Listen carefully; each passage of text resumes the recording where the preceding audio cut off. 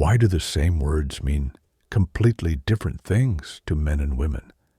Why does "I'm fine" from your partner actually mean they're definitely not fine?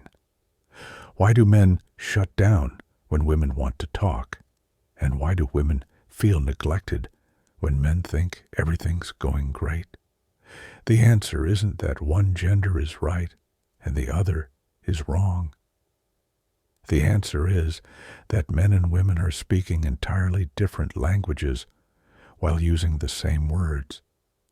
Right now, you're about to discover the hidden communication patterns destroying your relationships. Why your partner's irrational behavior actually makes perfect sense when you understand their psychological wiring and the exact translation guide that turns relationship confusion into connection.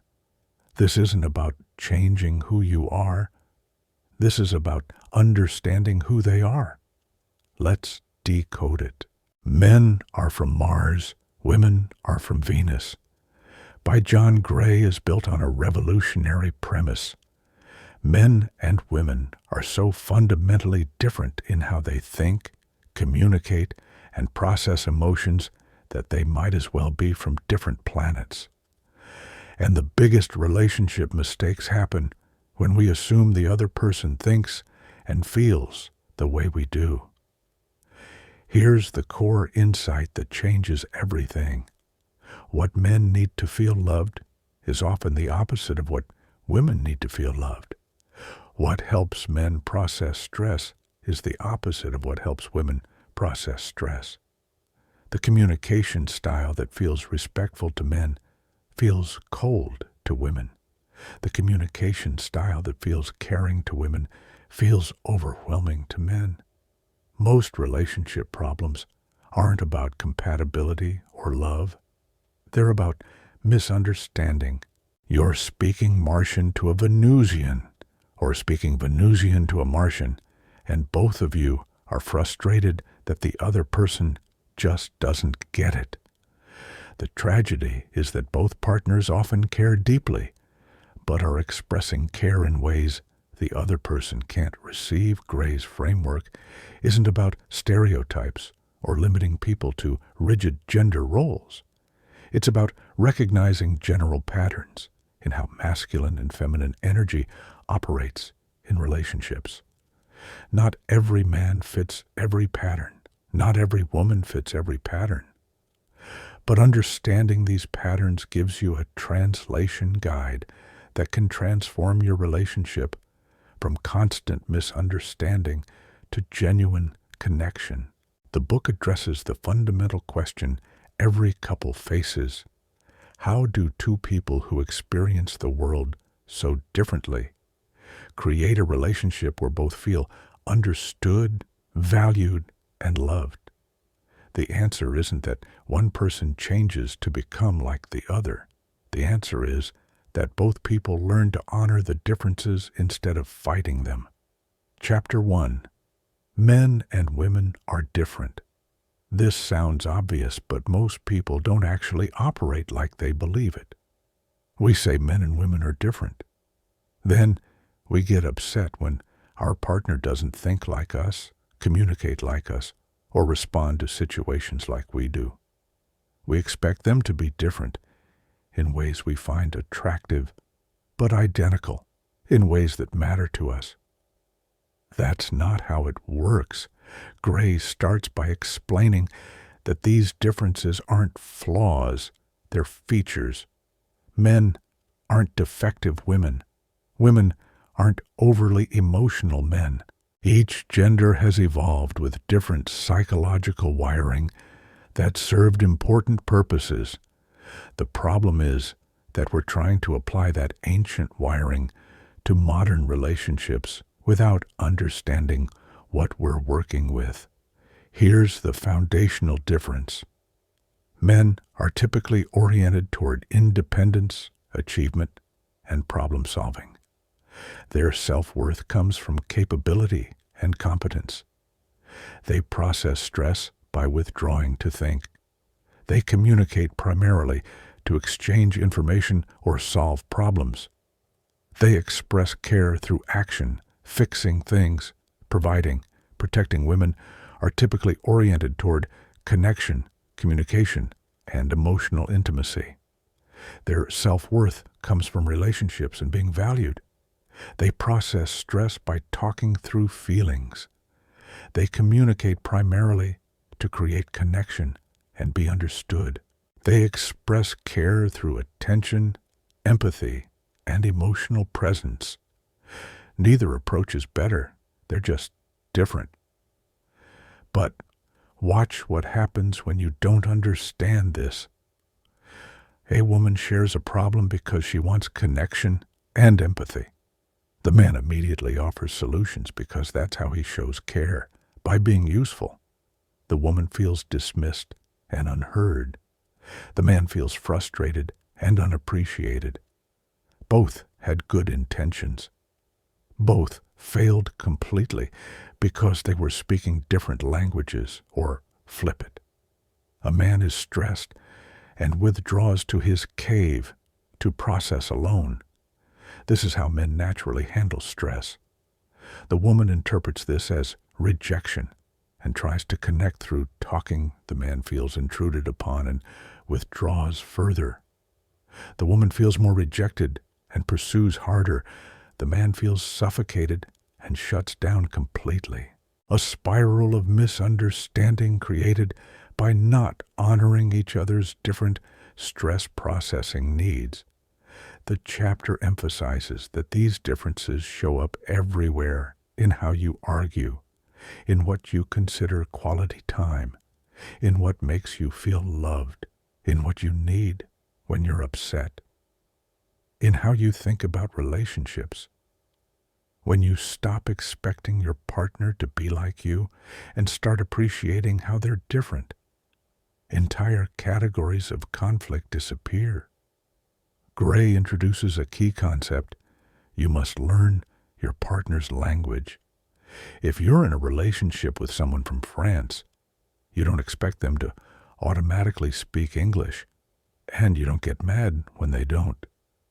You either learn French or you hire a translator. Same with gender differences. Stop expecting your partner to naturally communicate in your language. Learn theirs. Chapter 2.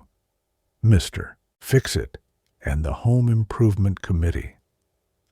This chapter exposes one of the most common relationship dynamics that drives both partners crazy. When women share problems or feelings, they're seeking empathy, validation, and connection. When men hear problems, they automatically shift into solution mode because that's how they help. These two approaches collide constantly. Gray calls this the Mr. Fix-It syndrome. A woman says, "I had such a stressful day at work. My boss criticized my presentation in front of everyone." The man hears a problem and immediately responds, "Well, next time you should prepare more thoroughly, or maybe talk to HR about his behavior." He thinks he's being helpful. She feels completely dismissed. Why? Because she didn't share the story to get solutions.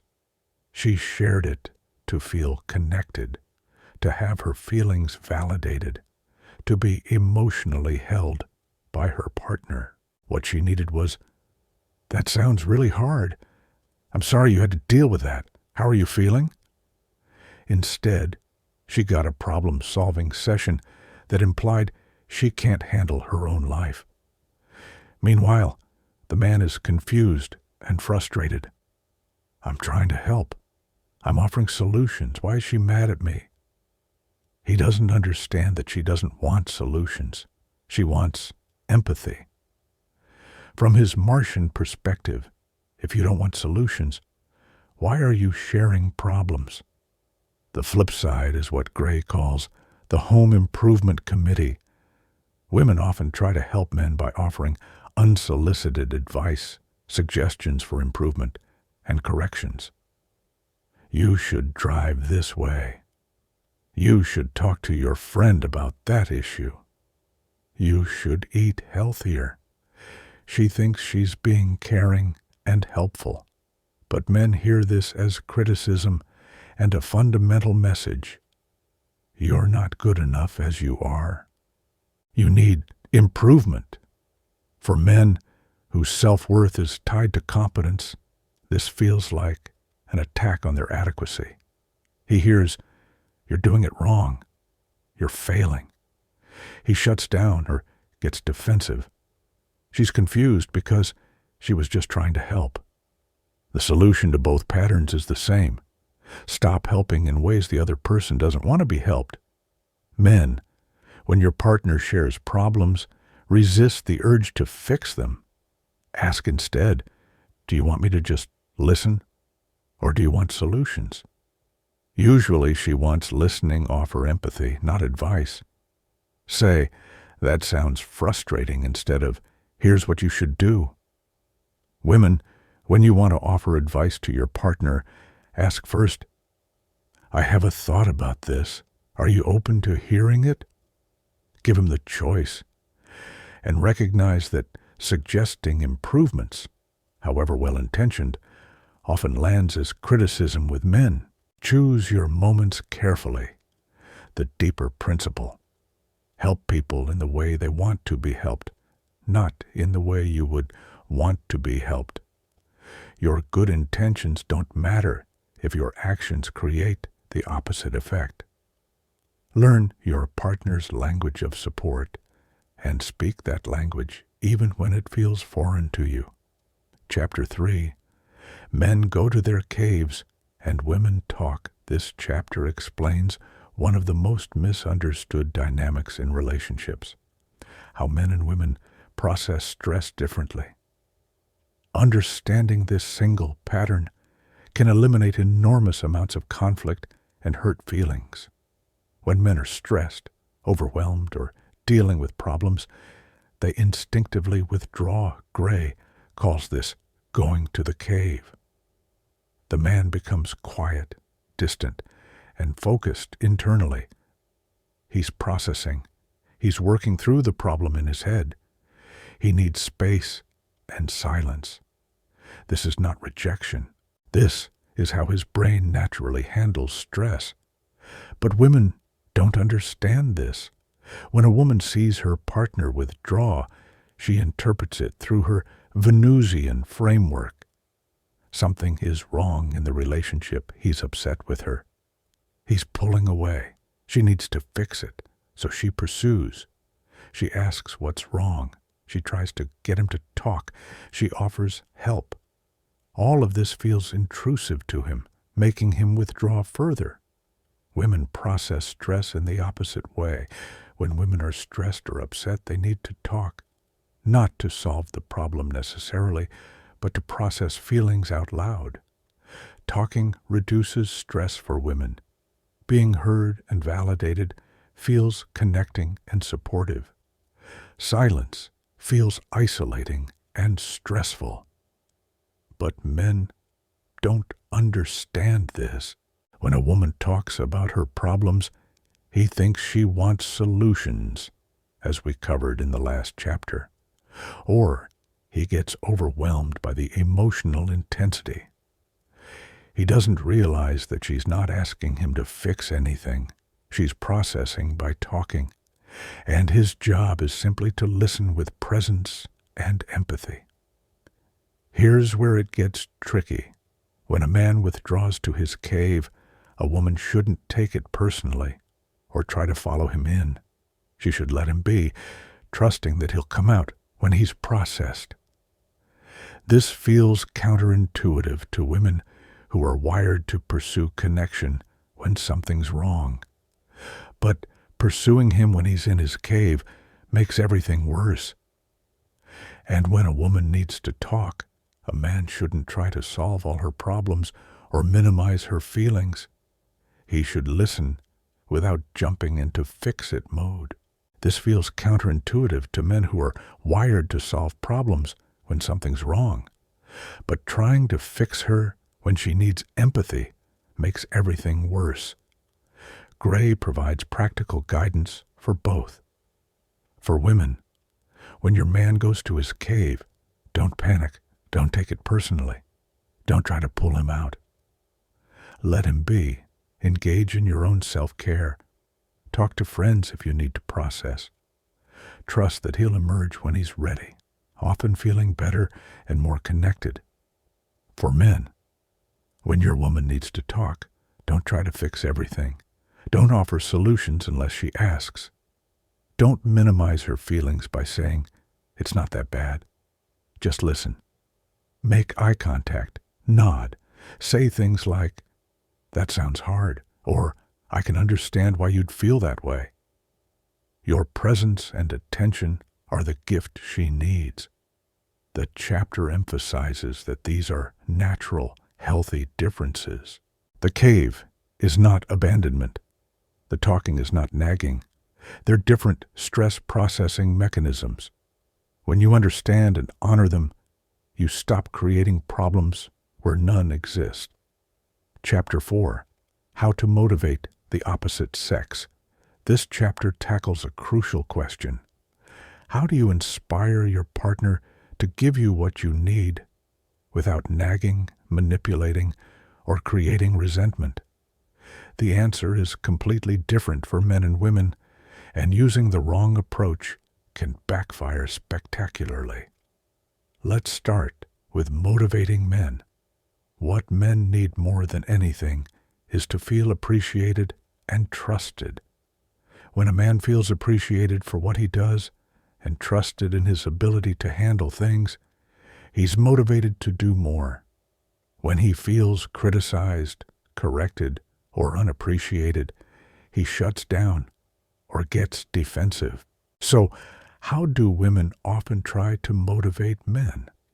By pointing out what he's not doing, suggesting how he could do things better, or expressing disappointment. You never help around the house. You should spend more time with the kids.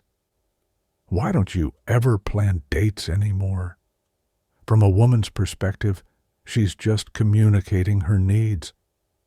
From a man's perspective, he's hearing, "You're failing, you're inadequate, you're not good enough." What happens? Instead of being motivated to do more, he feels attacked and withdraws, or he gets defensive and explains why he can't do what she's asking. The woman feels more frustrated. The man feels less appreciated. Both lose the alternative approach. Focus on appreciating what he does do, even if it's small. "Thank you for taking out the trash. I really appreciate it. I love that you worked on fixing the fence today. It means a lot that you take care of our home." When a man feels genuinely appreciated, he naturally wants to do more. Appreciation is fuel for masculine energy. Also, ask without demanding. "Would you be willing to help me with something this weekend?" Feels very different to a man than "You need to help me with this." The first respects his autonomy and makes helping feel like a choice. The second feels like a command that triggers resistance. Men are motivated by feeling capable and chosen, not by being told what to do. Now flip to motivating women.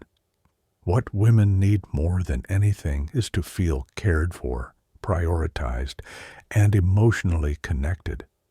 When a woman feels her partner is attentive, interested in her feelings, and making her a priority, she feels loved and naturally gives more. So, how do men often try to motivate women? By solving her problems, telling her she shouldn't feel the way she feels, or focusing on being a good provider without emotional presence. "I work hard to give you a good life. What more do you want?" From a man's perspective, he's showing love through action and provision. From a woman's perspective, she's starved for emotional connection. What happens? She feels lonely in the relationship. She expresses this: He feels unappreciated for all he does. She feels he doesn't understand her. Both are trying, but completely missing each other. The alternative approach: give her your attention and emotional presence. Put down your phone when she's talking. Ask about her day, and actually listen to the answer. Remember things she tells you and follow up on them. Plan something thoughtful that shows you were thinking about her. Small gestures of attention and care mean more to most women than grand gestures without emotional presence. Also, validate her feelings even when you don't understand them. That makes sense that you'd feel that way, or I can see why that would be upsetting. Goes a long way. You don't have to agree with her perspective to validate that her feelings are real and legitimate. The chapter emphasizes that you can't motivate someone by making them feel bad. Guilt, criticism, and pressure create resistance, not cooperation. Appreciation, understanding, and respect create willing partnership. Learn what makes your partner feel valued and give them that. You'll be amazed at how much they naturally want to give back. Chapter 5. Speaking different languages. Communication is where most relationships break down, and this chapter reveals why. Men and women use different communication styles, value different things in conversation, and interpret the same words differently. You're literally speaking different languages using the same vocabulary. Let's start with how women communicate. Women use communication primarily to create connection, process feelings, and build intimacy. Conversations are about exploring, sharing, and relating. The goal isn't necessarily to reach a conclusion. It's to feel close through the sharing itself. Women tend to speak in more detail, include feelings and context, and circle around topics. When a woman tells a story, she's creating an experience you're sharing together. She includes details because those details paint the full picture and invite you into her world. So, I was at the store, and I ran into my friend Sarah. Remember Sarah from college? Anyway, she looked really stressed, and when I asked her how she was, the details aren't random. They're the texture of the experience she's sharing. Now, how men communicate. Men use communication primarily to exchange information and solve problems. Conversations are about efficiency, getting to the point, and reaching conclusions. Men tend to speak more concisely, focus on facts over feelings, and move toward resolution quickly. When a man tells a story, he gives you the essential information. I saw Sarah at the store. She's having work problems. From his perspective, that's the relevant information. The rest would be unnecessary detail. He's not being dismissive. He's being efficient, which he thinks is respectful of your time. Watch what happens when these styles collide. A woman is telling her partner about her day, including details and feelings. He's getting impatient, thinking, get to the point. He might interrupt with, so what happened? Or start offering solutions before she's finished. She feels rushed and dismissed. He feels trapped in an endless story. Or flip it. A man shares something briefly. Work was fine. A woman wants more connection, so she asks follow-up questions. What did you do? How did that meeting go? What did your boss say? He feels interrogated. She feels like he doesn't want to connect with her. Both are frustrated. The solution requires both people adjusting.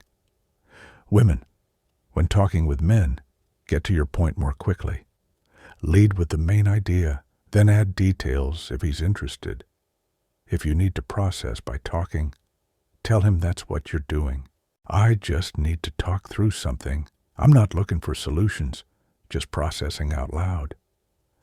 This helps him understand his role Men, when your partner is sharing, resist the urge to speed her up or solve her problem. Your job is to be present and listen. You don't have to fix anything. Just give her your attention. Ask questions that show you're interested. How did that make you feel? What did you do then? These questions help her feel connected, and Herd Gray also addresses a crucial difference. Women tend to speak in indirect ways and expect men to read between the lines. I'm fine often means I'm not fine, but I want you to care enough to figure that out. Do whatever you want often means I have a preference, but I don't want to say it directly because I want you to consider my feelings without being told. Men tend to take words literally. She said she's fine, so she's fine. This creates massive misunderstanding. Women feel men don't care enough to read the subtext. Men feel women aren't being direct, and then get mad at them for not reading their minds. The chapter's advice: women, be more direct. If something bothers you, say it clearly. Don't expect him to interpret hints. Men, pay attention to tone and body language, not just words. If her words say one thing, but her tone or behavior says another, gently check, are you sure you're okay? You seem upset. Chapter 6. Men are like rubber bands. This chapter explains a pattern that confuses and hurts many women. Why men pull away even when the relationship is going well. Gray uses the metaphor of a rubber band to explain the natural cycle of masculine intimacy. Here's the pattern. Men naturally cycle between closeness and distance. A man gets close, emotionally available, connected. Then he needs to pull away, not because something is wrong, but because that's how masculine energy naturally operates. He needs space to maintain his sense of autonomy and independence. After pulling away and getting that space, he naturally rebounds back toward closeness. This is the rubber band. He stretches away, and the natural tension brings him back. But here's where it goes wrong. Women don't understand this pattern. When he pulls away, she panics. He's losing interest. Something's wrong. I need to pull him back. So she pursues, questions, or tries to create closeness. This prevents the natural rebound. He feels smothered and pulls away harder. If she would do nothing, just trust the cycle and let him go, he would naturally come back. But by pursuing him when he's pulling away, she interrupts the natural cycle. The rubber band can't rebound if she's pulling on it in the opposite direction. Gray explains that this pulling away is not about her. It's not that she did something wrong or that he's losing interest. It's an internal need for space that all men experience periodically. Fighting it or taking it personally only makes it worse. Trusting it and giving him space makes the cycle faster and less dramatic. What should a woman do when her man pulls away? First, don't panic or take it personally. Recognize it as a normal pattern. Second, don't pursue. Don't try to talk him out of it or create forced closeness. Let him go. Third, take care of yourself during this time. Connect with friends. Engage in your hobbies. Focus on your own life. When he comes back, welcome him without punishing him for needing space. What should a man do to make this cycle easier on his partner? First, reassure her. Before you pull away, let her know it's not about her. I need some alone time to recharge.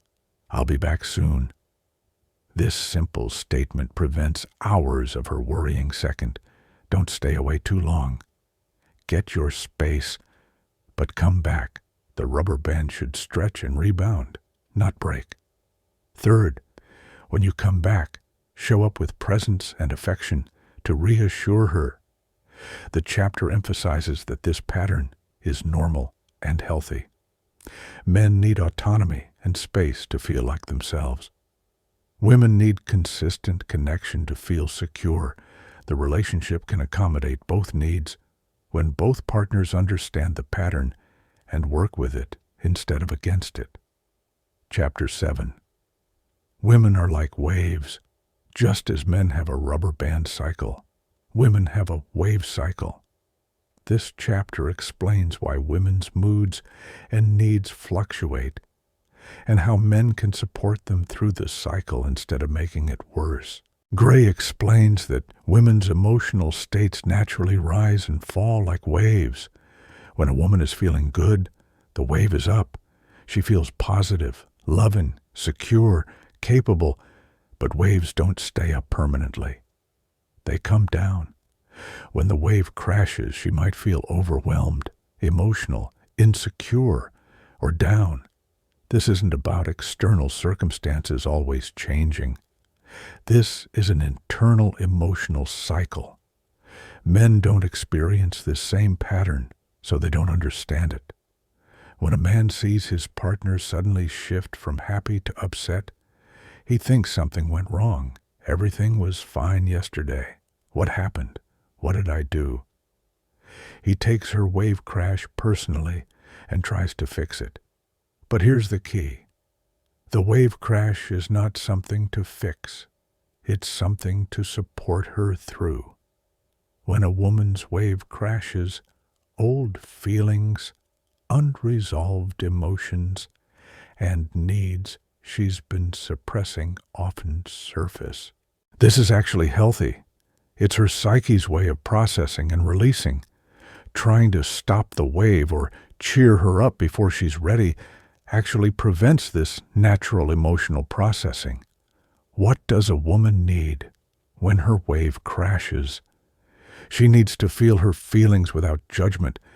She needs permission to be upset without having to justify it. She needs presence without pressure to feel better immediately. Often she needs to talk and be heard. Sometimes she just needs to be held while she cries. What she doesn't need is someone telling her she shouldn't feel that way or trying to logic her out of her emotions.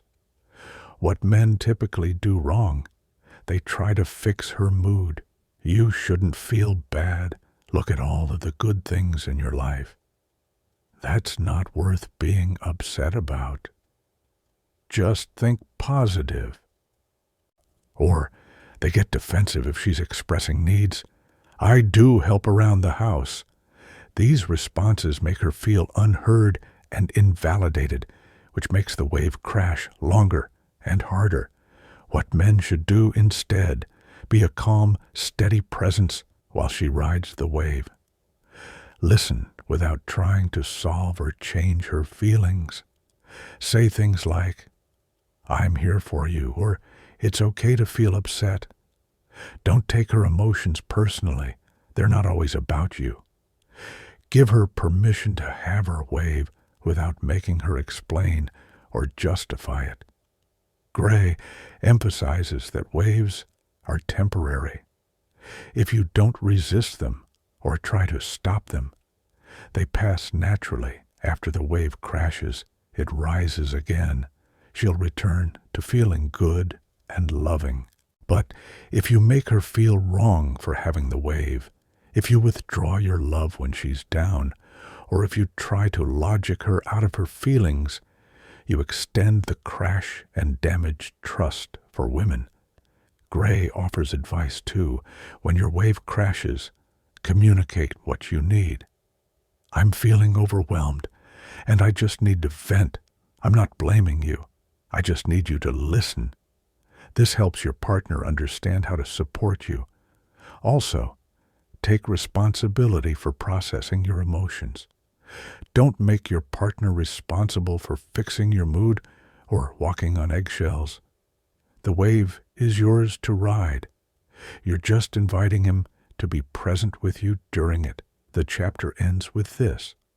Both the rubber band and the wave are natural cycles.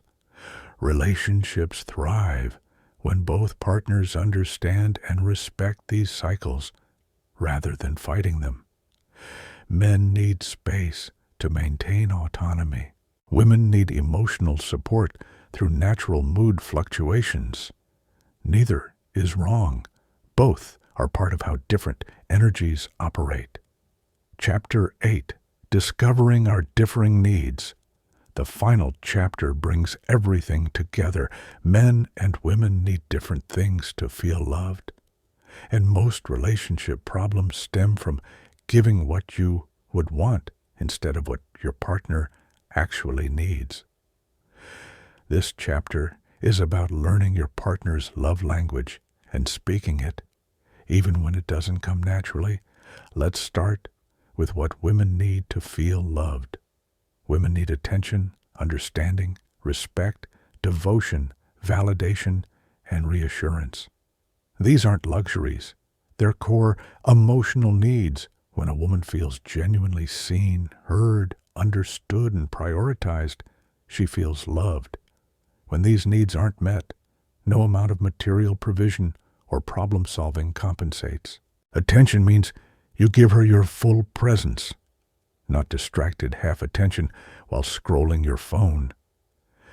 Understanding means you listen to comprehend her perspective, not to formulate your response.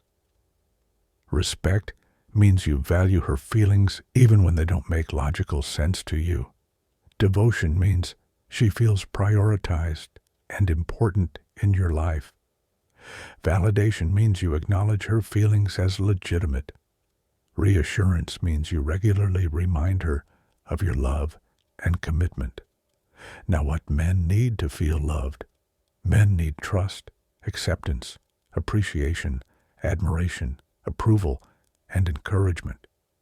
When a man feels trusted to handle things his way, accepted for who he is, appreciated for what he does, admired for his capabilities, approved of in his choices, and encouraged in his pursuits, he feels loved.